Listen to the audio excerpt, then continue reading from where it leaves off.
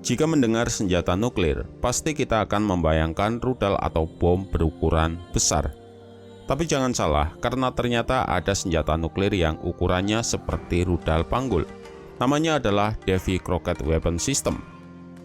Senjata ini adalah senjata nuklir taktis smoothbore recoilless yang dikembangkan oleh Amerika Serikat selama Perang Dingin dengan Uni Soviet. Davy Crockett diproduksi dalam dua varian, yaitu M28 dengan ukuran 120 mm untuk versi ringan dan M29 dengan ukuran 155 mm untuk versi beratnya. M28 memiliki jangkauan sekitar 1,25 mil atau setara 2 km. Sedangkan M29 yang lebih besar dapat meluncurkan proyektil hingga jarak 2,5 mil atau setara 4 km.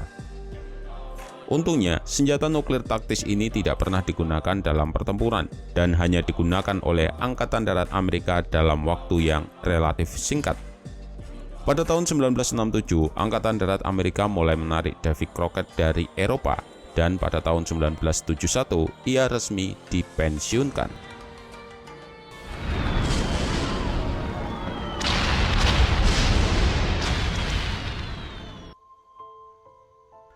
Selama Perang Dingin, ketika Angkatan Laut dan Angkatan Udara Amerika menggunakan persenjataan nuklir strategis dari pembom jarak jauh dan rudal balistik kapal selam dan juga silo rudal di darat, maka Angkatan Darat Amerika memilih untuk berfokus pada pengembangan dan penyebaran senjata nuklir taktis untuk kemungkinan penggunaan di medan perang.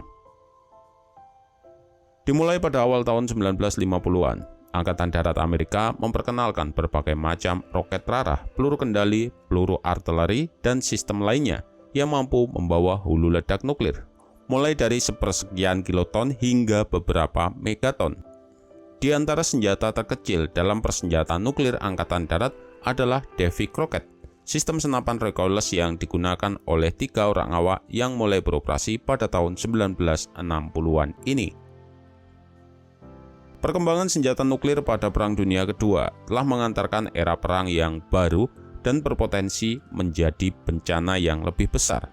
Seluruh kota bisa dihancurkan dalam hitungan detik dengan satu senjata ini. Beberapa perencana militer saat itu percaya bahwa pasukan darat skala besar sudah usang karena bom nuklir dapat memberikan lebih banyak keuntungan. Namun, versi awal senjata nuklir utamanya untuk penggunaan strategis. Dua perangkat yang dijatuhkan di Jepang yaitu Little Boy dan Fat Man adalah senjata besar yang tidak praktis.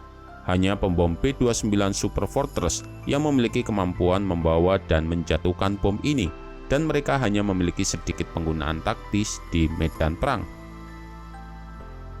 Pada awal tahun 1950-an, kemajuan dalam pengembangan senjata nuklir yang didorong oleh Perang Dingin dan ledakan bom atom yang dilakukan oleh Uni Soviet pada tahun 1949 memungkinkan pengurangan besar dalam ukuran dan juga berat hulu ledak nuklir.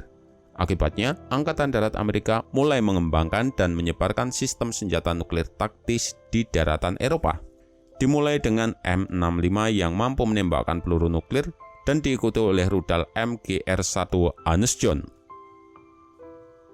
Dengan ukuran hulu ledak nuklir yang menyusut dan dengan meningkatnya ketergantungan Organisasi Pertahanan Atlantik Utara atau NATO pada senjata nuklir taktis untuk mengimbangi Uni Soviet dan Pakta Warsawa dalam pasukan konvensional, maka Angkatan Darat Amerika mulai mencari sistem senjata baru untuk digunakan di medan perang, termasuk yang mampu dioperasikan oleh kelompok-kelompok kecil infanteri di garis depan. Pada akhir tahun 1957, Komisi Energi Atom atau AEC, yaitu badan pemerintah yang bertanggung jawab untuk mengembangkan senjata nuklir, mengumumkan bahwa mereka telah berhasil menciptakan hulu ledak ringan yang dapat digunakan sebagai senjata garis depan. AEC kemudian menyerahkan tanggung jawab untuk memasukkan hulu ledak nuklir ke dalam sistem senjata kepada Angkatan Darat Amerika pada tahun 1958. Melalui program bernama Battle Group Atomic Delivery System, Angkatan Darat Amerika akhirnya memiliki senjata nuklir taktis baru, di mana pada bulan Agustus tahun 1958, senjata itu diberi nama sebagai Davy Crockett. Setelah 4 tahun pengujian, Davy Crockett mulai beroperasi bersama layanan pada bulan Mei tahun 1961. Untuk versi ringan, yaitu M28 Davy Crockett, biasanya akan dioperasikan oleh 3 orang awak dan dipasang pada kendaraan Jeep, tetapi dapat juga diluncurkan dari tripod yang diletakkan di tanah. Namun untuk M29 yang lebih besar, ia sering dibawa oleh kendaraan pengangkut personel lapis baja alias APC M113.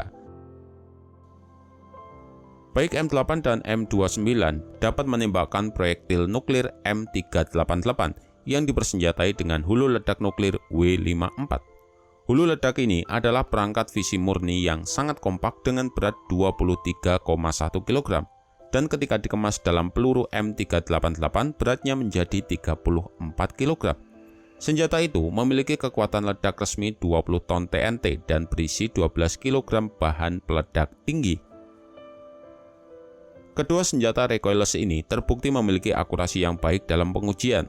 Sebagian besar tembakan latihan mendarat dalam jarak 3 meter dari titik sasaran, dan kemungkinan kesalahan melingkar alias CEP di bawah 50%, dengan radius korban instan 100% pada jarak 160 meter.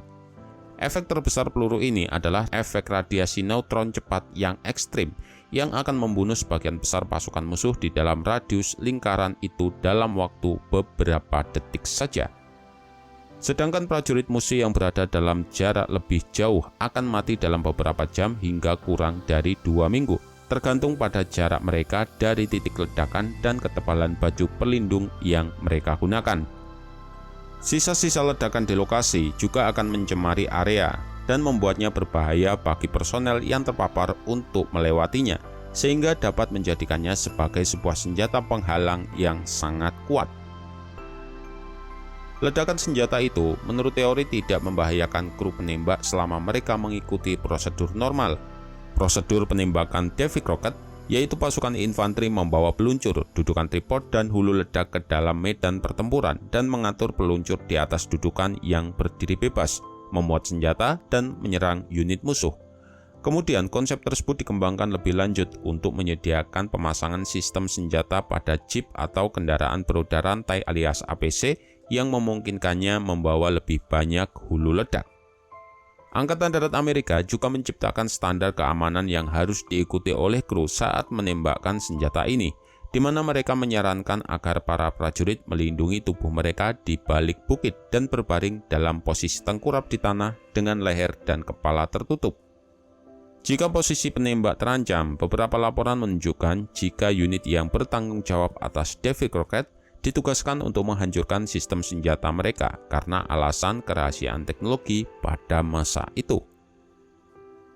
Meskipun bisa merusak dalam radius sekitar 150 meter, namun ini bukanlah fitur yang paling mematikan dari Davy Crockett. Sebaliknya, radiasi yang dihasilkan justru dianggap lebih berbahaya. Namun untunglah Davy Crockett tidak pernah dikerahkan secara ekstensif seperti yang dibayangkan semula.